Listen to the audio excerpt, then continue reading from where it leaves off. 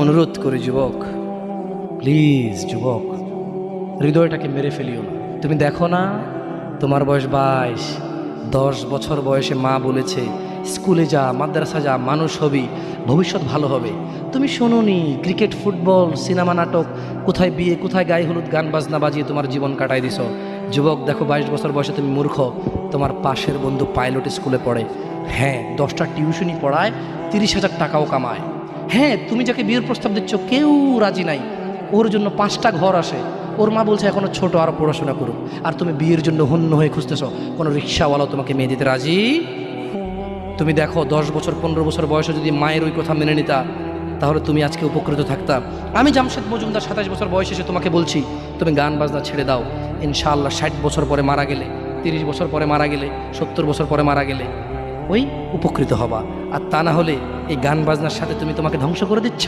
যেদিন নিঃশ্বাস বন্ধ হয়ে যাবে সেদিন হলেও বুঝবা, বুঝতে তোমাকে হবেই।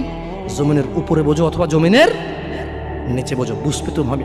শোনো, আল্লাহ কোনো কিছু বলেছে আর তুমি বুঝবা না, আহা হা, পার পাওয়া যাবে না। তবে তোমাকে বলি, যা করেছো করেছো, যা গান বাজনা শুনেছো শুনেছো, এবার আল্লাহকে ভয় করে সব ছেড়ে ইস্তেগফার করো। বলো, আল্লাহ আমাকে ক্ষমা করেন, আমার এই 2 কানে গলিত সীসা ঢালিয়েন না ইয়া আল্লাহ। ছিলাম কিন্তু আমি উপলব্ধি করতে পারিনি, ইয়া আল্লাহ আজকে আমি উপলব্ধি করছি।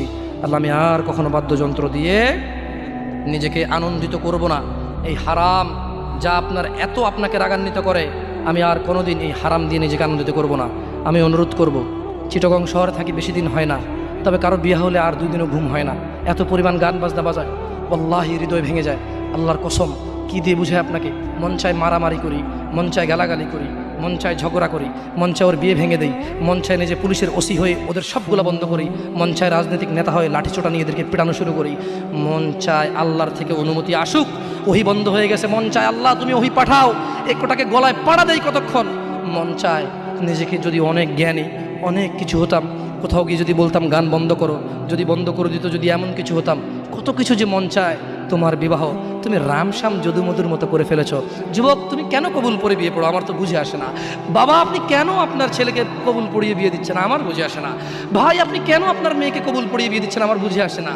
আপনার মেয়ে হলুদ কাপড় পরে, মাথার মধ্যে খোপা দেয়, 3 জন এসে দুধ খাওয়ায়, 4 জনে কোলে নিয়ে নেয়, 6 জনে গান বাজায়, 10 জন এসে হলুদ মাখে, শুধু বুঝি মৌলবি দিয়ে কবুল পড়ালে বুঝি মুসলিমের বিয়ে হয়? শুনুন, আপনার নবী মুহাম্মদুর রাসূলুল্লাহ সাল্লাল্লাহু আলাইহি ওয়াসাল্লাম কবুলের পদ্ধতি দিয়ে গেছেন, তাই কবুল পড়ায় মুসলমানের বিয়ে মনে করেন না। কিন্তু বাকি যে